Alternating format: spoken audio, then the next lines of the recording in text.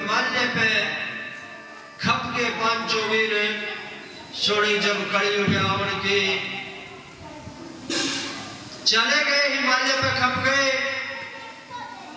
और द्वापर का समय भी धीरे धीरे खत्म हो गया। अब कलयुग प्रवेश किया, द्वापर युग खत्म हो गया, कलयुग का जो युग था वो शुरू हो गया। राजा परीक्षित को गद्दी बिठाया गया। 30 साल बीत गए लगभग। राजा परीक्षित धर्मी थे, धर्म को मानने वाले थे, धर्म के मर्यादा जानने वाले थे, संत महंतों की सेवा करने वाले, प्रजा को दुखी न देखना, तो बहुत सारे गुण विद्यमान थे उनके अंदर। और गुण का जैसे चर्चा आया कि गुण बहुत गुण विद्यमान थे। 49 गुण है, ये हमारे शरीर के गुण है 49।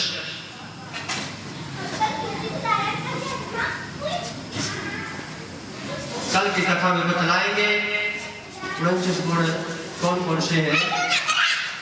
अब 30 साल बीतने के बाद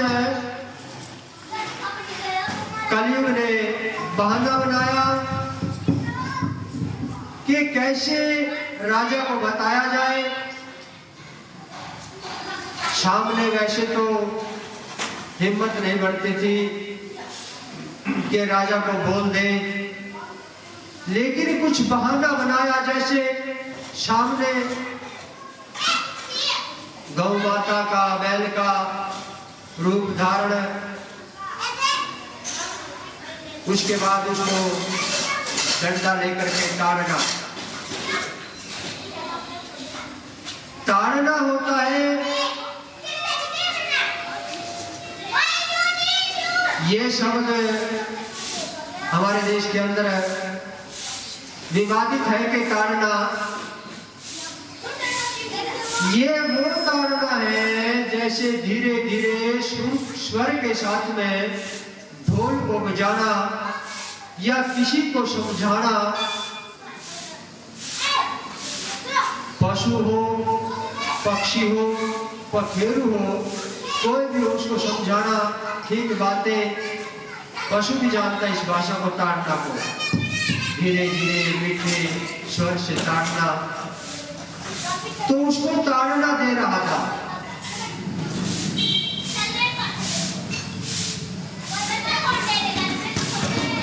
राजा का ध्यान गया, तलवार म्यान से निकाली और उसको काटने के लिए जो भी कलयुग के पास गया तो कलयुग हाथ जोड़कर खड़े हो गए कि महाराज, हमारा समय 30 वर्षों से चला हुआ है, लेकिन आपसे कह नहीं सकता था, आप ही बताएं महाराज। और मुझे अपने इस कलयुग को चलाने के लिए, संसार को चलाने के लिए आवश्यकता है, मुझे स्थान दो।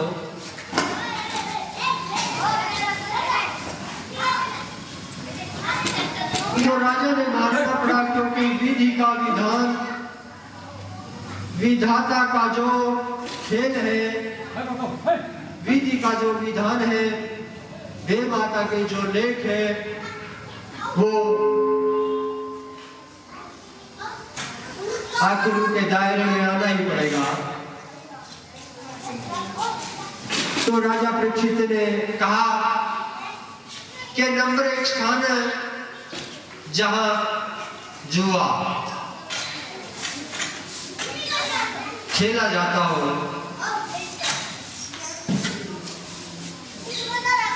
राजा नल ने जुआ खेला, अपना परिवार छूटा, बाल बच्चे छूटे ऋतुपर्ण के जाकर नौकर लागे, फिर दोबारा स्वयंवर रचाया गया और उस स्वयंवर में राजा राणा ऋतुपर्ण के नौकर लाग के गढ़वाला बन के तब उस स्वयंवर में जाकर के नर का फिर मिलन हुआ और जुए के कारण धर्मराज युधिष्ठिर अपना सब कुछ हुआ बैठे, नारी को भी दाव पर लगाया तो ऐसी नौबत आई कि इसकी कीमत बड़ी भारी चुकानी पड़ी। युधिष्ठिर को भी, भीम को भी, भले उन्होंने युद्ध जीत लिया हो कौरव पांडवों का, लेकिन कीमत भारी चुकानी पड़ी उन्होंने भी। ये जुआ जहां खेला जाता हो वहां आराम से शौक से रह सकते हो। कलयुग। दूसरा मदिरा। मदिरा शराब, दारू, वैसे तो नशे 360 है समाज के अंदर, लेकिन मदिरा नशे जहां होंगे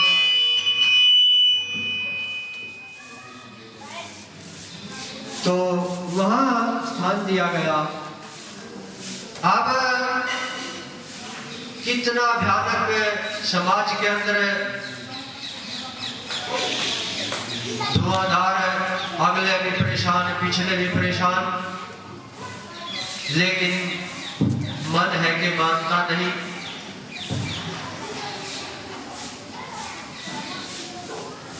तो वहां रह सकते हो, उसको स्थान दिया गया मदिरा के अंदर, वहां रहो। तीसरा व्याभिचार, जहां मर्यादा ना हो, आचरण ना हो, बड़े बुजुर्गों का सम्मान ना हो, माता पिता का सम्मान ना हो, नारी का सम्मान ना हो, जिस घर के अंदर व्याभिचार हो, बुरे वचन बोले जाते हो, वहां रहो। नंबर 4 पर हिंसा, जहां जीव हत्या, वहां शौक से रहो।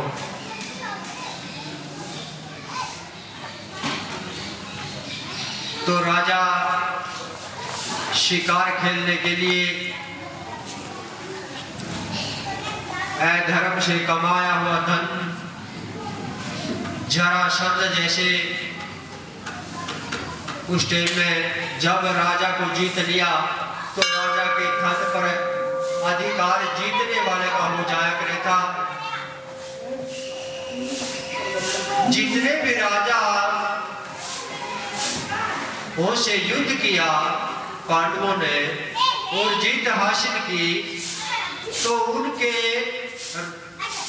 कोष में वो धन जमा था और एक अच्छा सा स्वर्ण का मुकुट पहन करके वो राजा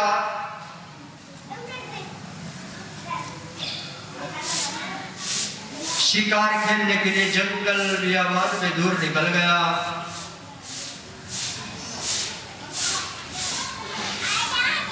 अब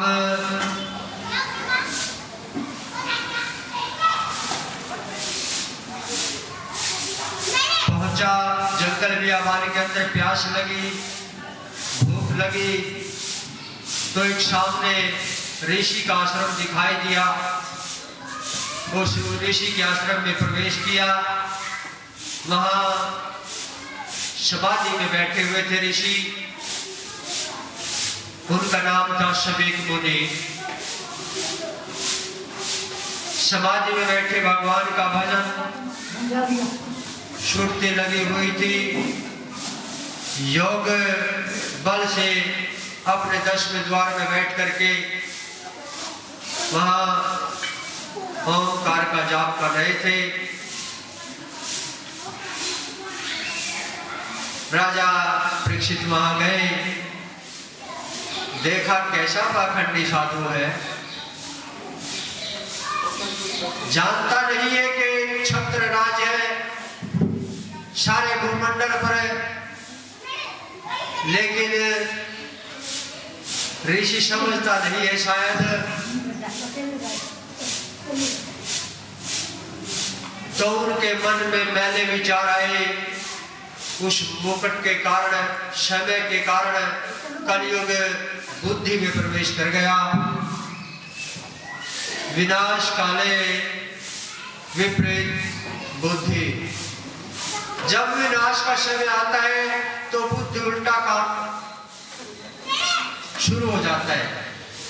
और ये विनाश का समय जो है, ऐसा ना समझो कि हम बच जाएंगे। विनाश का समय का पता नहीं लगता, बचने वाले का किस पे कोई भी हो, घर का हो, अपना हो, घर का हो या गांव का हो या समाज का हो। क्योंकि राजा की बुद्धि बिगड़ी हुई थी तो भुगतना विनाश काले विपरीत बुद्धि, तो वह प्रवेश की। तभी धनुष की टंकोर में वो ऐसे करके एक शर्म बड़ा हुआ दिखाई दिया, उसको धनुष की टंकोर में उठाया और ऋषि के गले में धीरे से उसको डाल दिया। लेकिन समीक मुनि पर कोई इन बातों का डालने का कोई असर नहीं था, क्योंकि जब तार जुड़ जाता है उस परमपिता परमात्मा से तो यहाँ की आवाजें बंद हो जाती है, बिल्कुल यहाँ की आवाजें सुनाई नहीं देती उसको। उन्हीं से बातें करता है, उन्हीं की शरण में रहता है।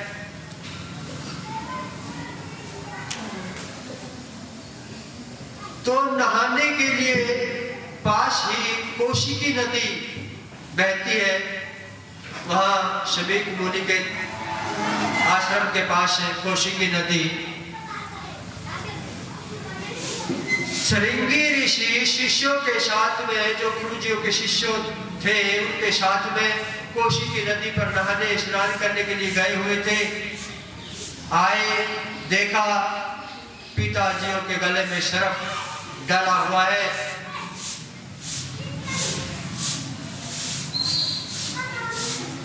आंखें बंद करके ध्यान योग के अंदर चला गया और उस ध्यान योग के अंदर ढूंढते ढूंढते ढूंढते ढूंढते आखिरकार वो राजा परीक्षित की मूर्ति थी जो वो ध्यान पे चली आ गई और कहा, अहो अधर्म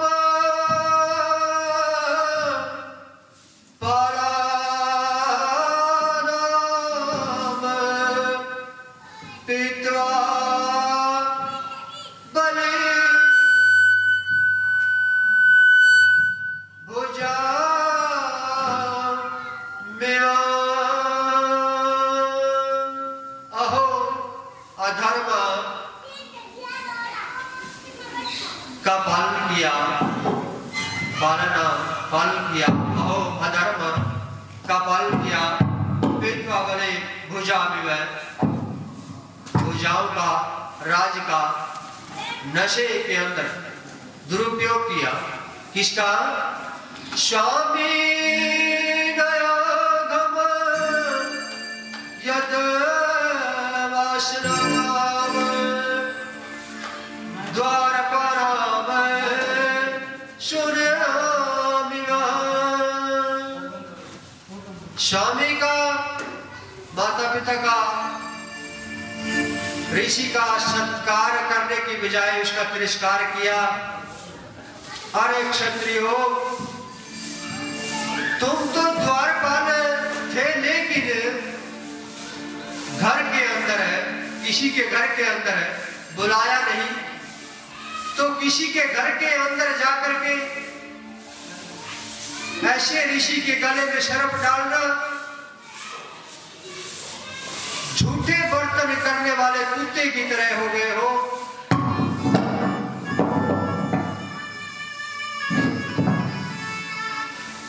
श्रृंगी ऋषि की आंखें लाल धक धक करने लगी और उसने कौशिकी नदी का जल कमंडल से हाथ में लेकर के कहा, हे लंघिता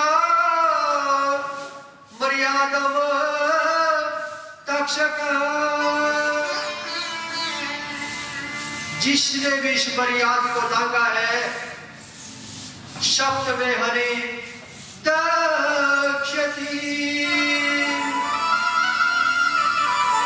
जिसने इस मर्यादा को उल्लंघन किया है और जो ये शर्फ है तक्षक इसके गले में, पिताजियों के गले में डला हुआ है, उससे ठीक आज से 7वें दिन उसको डस लेगा।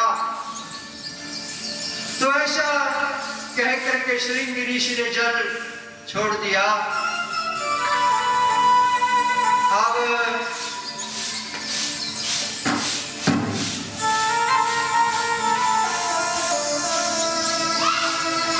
विधि के विधान को टालने वाला कोई नहीं है।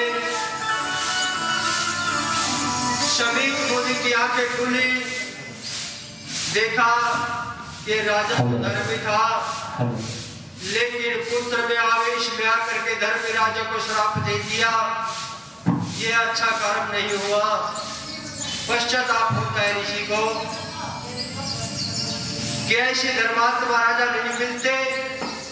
अगर गलती हो भी गई तो उसे क्षमा करने का अधिकार था, लेकिन श्राप मिला।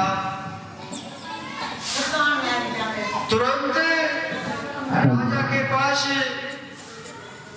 एक शिष्य को भेजा, कहा कि राजा परीक्षित को जाकर बतला दो कि तुम्हें श्राप मिल चुका है मेरे पुत्र के द्वारा, श्रृंगी ऋषि के द्वारा। अब तुम्हारा बचना नामुमकिन। गए तो वहां जाकर के राजा को बताया गया कि राजन ऐसे ऐसे कहानी हुई, और राजा को पता चल चुका था।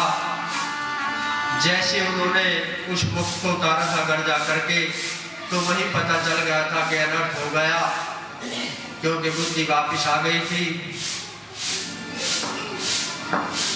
तो कर भी क्या सकते हैं इस हालात में।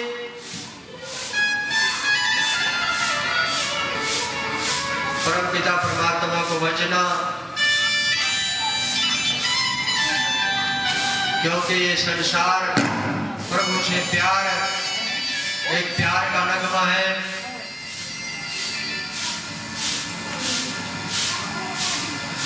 भजना संसार सपना है, संसार सपना है,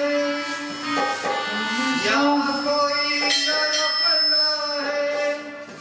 संसार सपना है, यहाँ कोई न अपना है।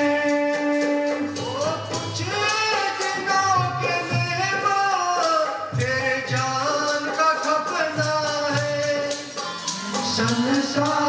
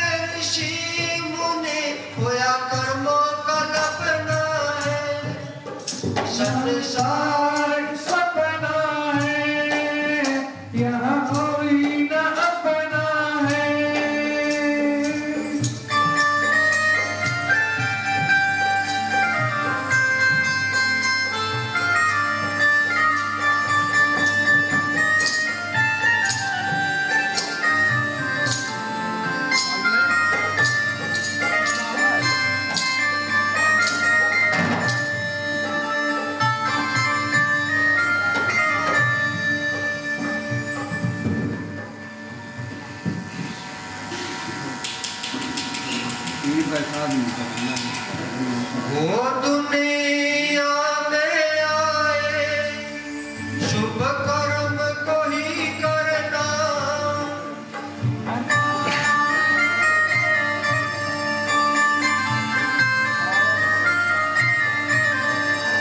धर्म के काम में ध्यान का धरना,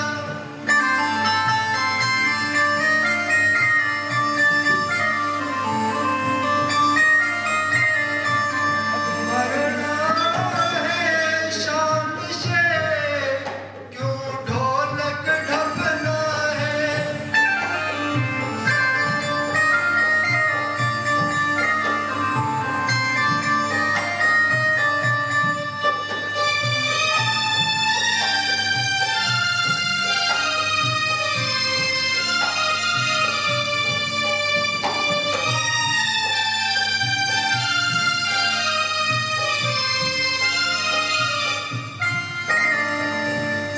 वेद ब्राह्मण भी शरण तुम्हारी है,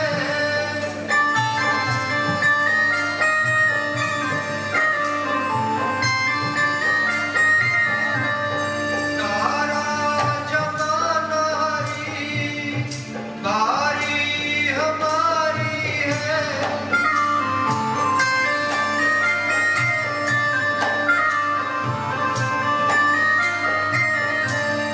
चिंगारी दे देना क्योंकि चिता में लटना है।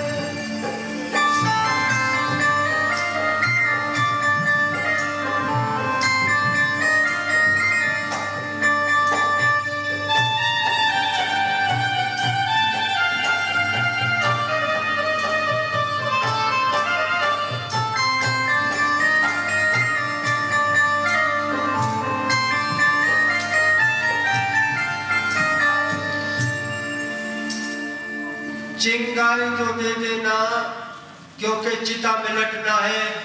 संसार एक सपना है। राजा जान गए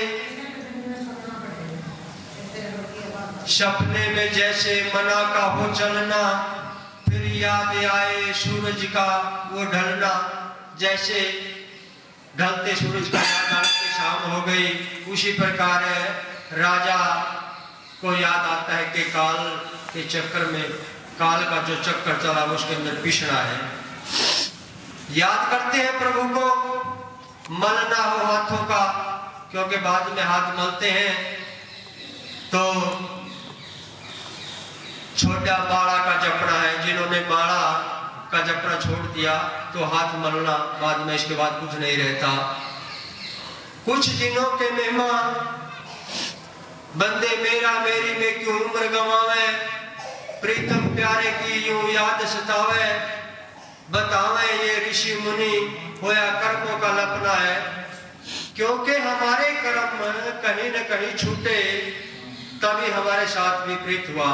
कर्मों का लपना है, संसार सपना है। क्योंकि राजा परीक्षित की भी यही हालत है, उसके कर्म का जो लपना, जो कर्म करना था विपरीत हुआ।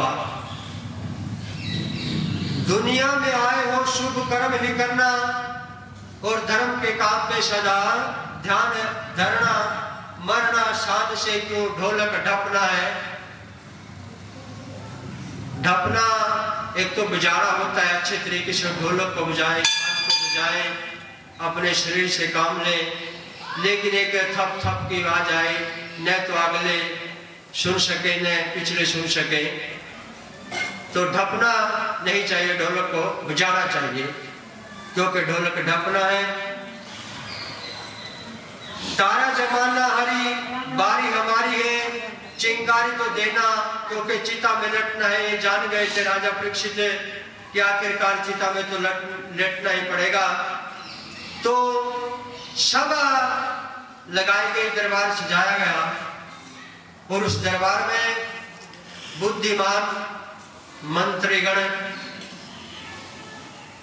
बड़े बुजुर्ग बुद्धि के द्वारा कहा कि कोई ऐसा समाधान, ऐसा उपाय बताओ जिससे शान से मरा जा सके, उद्धार हो सके।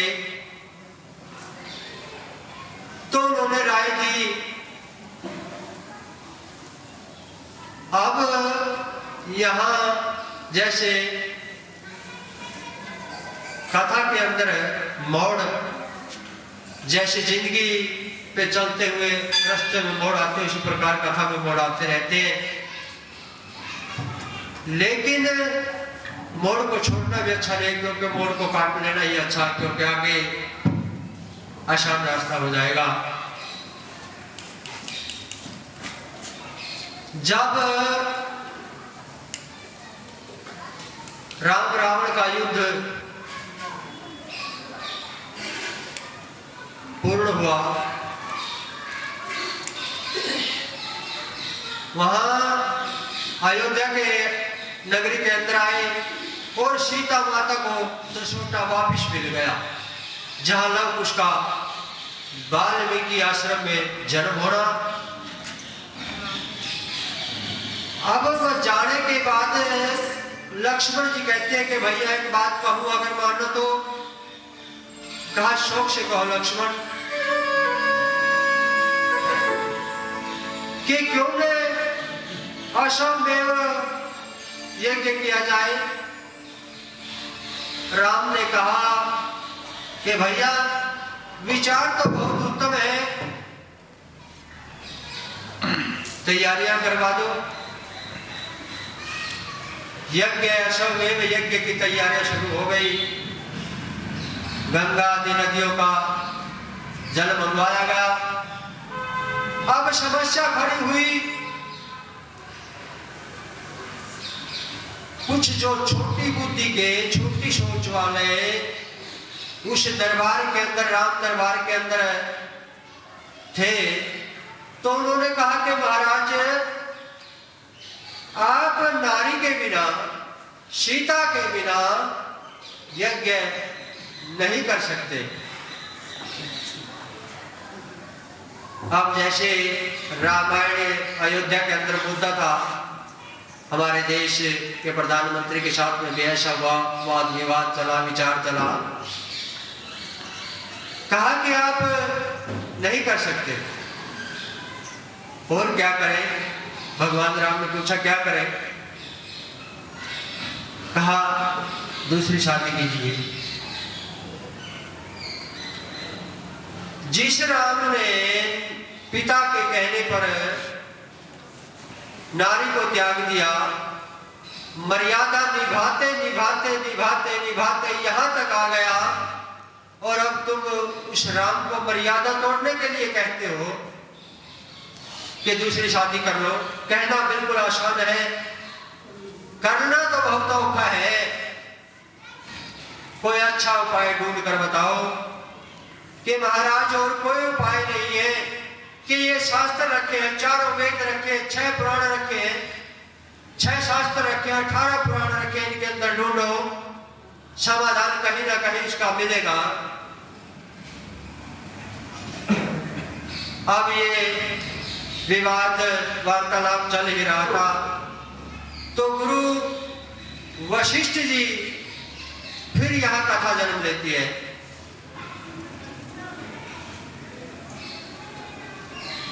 इससे पहले यहां कथा को विराम देकर के एक छोटे 2-4 शब्द दूसरी की ओर मोड़ खाते हैं। तो वशिष्ठ जियों ने पुरोहिताई का काम, जो राज पुरोहित गद्दी पर बैठने का काम, वो इनकार कर गए कि मैं नहीं इस काम को चाहता। फिर दोबारा पता चला कि इस अयोध्या के अंदर राजा दशरथ के राम पैदा होंगे, भगवान विष्णु का अवतार पैदा होगा, तब उन्होंने राजगद्दी, पुरोहिताई की राजगद्दी थी जो वो ग्रहण की थी। अब वशिष्ठ जी ने समझाया कि इसका समाधान है क्या?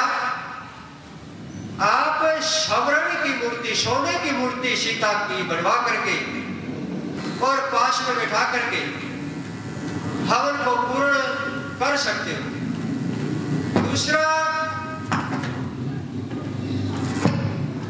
तांबे की मूर्ति, जो वैश्य के लिए तांबे की मूर्ति बताई गई कि उसकी मूर्ति साथ में बनवा करके बैठ करके प्रतिष्ठा करवा सकते हो। और तीसरे वर्ग जो है, 4 वर्ण लोहे की मूर्ति बना करके, ब्राह्मण कुशा की दाब, क्योंकि तीनों देवता निवास करते हैं दाब के अंदर, इसलिए हर जगह पवित्र मानी जाती है और हर काम में इसको लिया जाता है दाब को।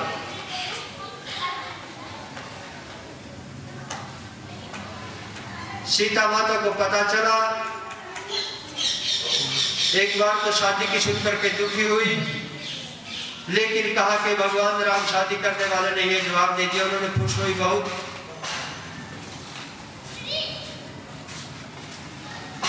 अब संपूर्ण हुआ यज्ञ इस विधि द्वारा। यहां भागवत कथा का जो बुद्धिमान मंत्री थे, राजा परीक्षित को सुझाया कि आप भागवत कथा उत्तम रहेगी, इसे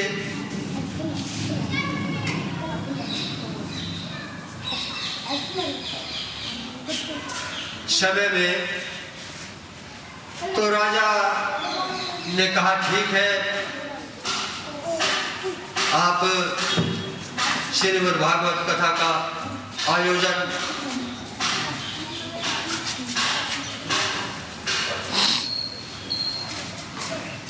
निमंत्रण उस कथा में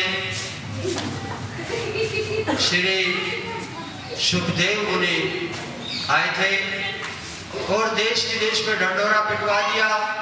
देवताओं अपने धाम को छोड़ करके उस कथा में बतावा प्रवेश किया। आए सुखदेव मुनि प्रकट हुए और अपनी गद्दी पर विराजमान होकर के कथा शुरू हुई।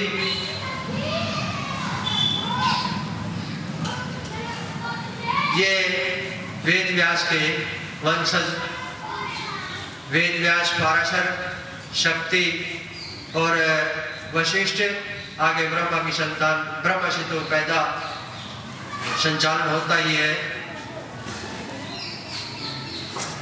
तो आज इतना ही विराम करते हुए, क्योंकि समय का भाव, कुछ मोड़, कुछ समस्याएं, परमात्मा, परमपिता परमात्मा क्योंकि जब उसके कार्य में लगे हुए तो सफल भी नहीं करेंगे। हमें अपना कर्म करना है। हम अपना कर्म तहे दिल से आपकी सेवा में, नगरी की सेवा में और भगवान के अर्पण करते हुए आज का विराम यहाँ